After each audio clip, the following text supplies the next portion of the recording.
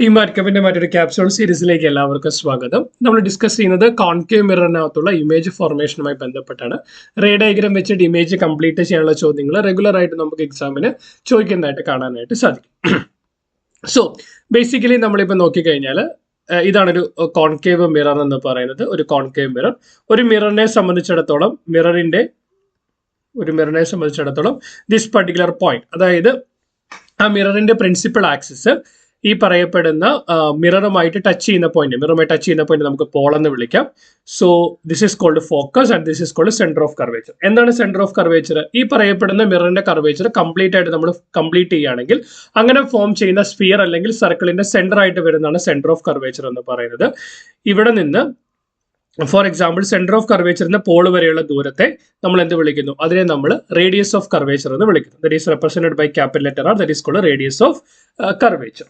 Then ഒരു image image form ചെയ്യണമെങ്കിൽ എപ്പോഴും സംഭവിക്കേണ്ടത് ഒരു മിററിനെ സംബന്ധിച്ചിടത്തോളം റിഫ്ലക്ഷൻ ആണ്. അതായത് കടന്നു വരുന്ന രണ്ട് ഇൻസിഡന്റ് റേകൾ റിഫ്ലക്ട് ചെയ്തതിനു ശേഷം, ദറ്റ് ഈസ് കോൾഡ് രണ്ട് റിഫ്ലക്റ്റഡ് റേസ് കൺവേർജ് ചെയ്യുന്ന പോയിന്റ് അല്ലെങ്കിൽ കോയിൻസൈഡ് ചെയ്യുന്ന പോയിന്റിലാണ് എന്ത് ഇമേജ് ഫോർമേഷൻ ടേക്സ് പ്ലേസ് ചെയ്യുന്നത്. സോ നമുക്ക് വെറുതെ ഡയറക്റ്റ് ആയിട്ട് ഇമേജ് വരയ്ക്കുക എന്ന് പറയുന്നത് അല്ലെങ്കിൽ റേ ഡയഗ്രാം വരയ്ക്കുക എന്ന് പറയുന്നത് വളരെ ഡിഫിക്കൽട്ട് ആണ്. അതുകൊണ്ട് നമ്മളൊരു 3 കണ്ടീഷൻസ് ഓർത്ത് വെച്ച് കഴിഞ്ഞാൽ നമുക്ക് ഇമേജ് ഫോർമേഷൻ ഈസി ആയിട്ട് ചെയ്യാനായിട്ട് സാധിക്കും. അതായത് ഒന്നാമത്തെ കാര്യം, ഇഫ് ദ ഇൻസിഡന്റ് റേ അതായത് മിററിലേക്ക് വന്ന് പതിക്കുന്ന ray, if an incident ray is parallel to the principal axis, incident ray എന്ന് പറയുന്ന പ്രിൻസിപ്പൽ ആക്സിസിന് പാരലൽ ആണെങ്കിൽ the reflected ray will pass through a point that is called focus. അതായത് incident റേക്ക് പ്രിൻസിപ്പൽ ആക്സിസിന് പാരലലായിട്ട് വരുന്ന ഇൻസിഡന്റ് റേ റിഫ്ലക്ഷന് ശേഷം ഒരു പോയിന്റിലൂടെ കടന്നു പോകും. ആ പോയിന്റിനെയാണ് നമ്മൾ ഫോക്കസ് എന്ന് വിളിക്കുന്നത്. നേരെ തിരിച്ച്, if the incident ray passes through the focus, incident ray ഫോക്കസിലൂടെയാണ് കടന്നു വരുന്നതെങ്കിൽ reflected ray will be parallel to the principal axis. So connection എന്ന് പറയുന്നത് focus as well as parallel to principal axis. ഇതാണ് ഒന്നാമത്തെ കണ്ടീഷൻ. അപ്പൊ നമുക്ക് ഒരു റിഫ്ലക്റ്റഡ് റേ അങ്ങനെ വരയ്ക്കാം. രണ്ടാമത്തെ കേസ് എങ്ങനെയാണെന്ന് വെച്ച് കഴിഞ്ഞാൽ, if the incident ray passes through the centre of curvature, അതായത് ഇൻസിഡന്റ് റേ എന്ന് പറയുന്നത് സെന്റർ ഓഫ് കർവേച്ചറിലൂടെ പാസ് ചെയ്ത് മിററിൽ വന്ന് വീഴുവാണെങ്കിൽ the reflected ray will pass through the same point or reflected ray will be in the same path. അതായത് incident ray കടന്നു വന്ന അതേ പാത്തിൽ തന്നെയായിരിക്കും റിഫ്ലക്റ്റഡ് റേയും കടന്നു പോകുന്നത്. So if the incident ray passes through the centre of curvature, the reflected ray also will passes through the centre of curvature. രണ്ടാമത്തെ point. So centre of curvature. So the centre of curvature എന്ന് പറയുന്നത് mutually connected ആണ്. രണ്ടാമത്തെ point. മൂന്നാമതൊരു ray വരയ്ക്കാനായിട്ട് എങ്ങനെയാണെന്ന് വെച്ചാൽ, if the incident ray falls on the pole of the mirror, അതായത് ഇൻസിഡന്റ് റേ എന്ന് പറയുന്നത് മിററിന്റെ പോളിൽ ഫോളോ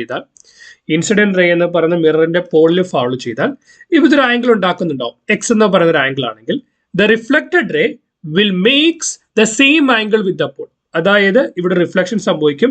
ആ റിഫ്ലക്റ്റഡ് റേയും ഈ പറയപ്പെടുന്ന പ്രിൻസിപ്പൽ ആക്സിസുമായിട്ട് ദ സെയിം ആംഗിൾ ക്രിയേറ്റ് ചെയ്യും. അതായത് the reflected along a path making the same angle with that of the principal axis as the incident ray does. Incident ray principal ആക്സിസുമായിട്ട് ഉണ്ടാക്കിയിരിക്കുന്ന ആംഗിൾ എത്രയാണോ അതേ സെയിം ആംഗിളിൽ റിഫ്ലക്റ്റഡ് റേയും principal ആക്സിസുമായിട്ട് create ചെയ്യും. ഈ 3 പോയിന്റുകൾ.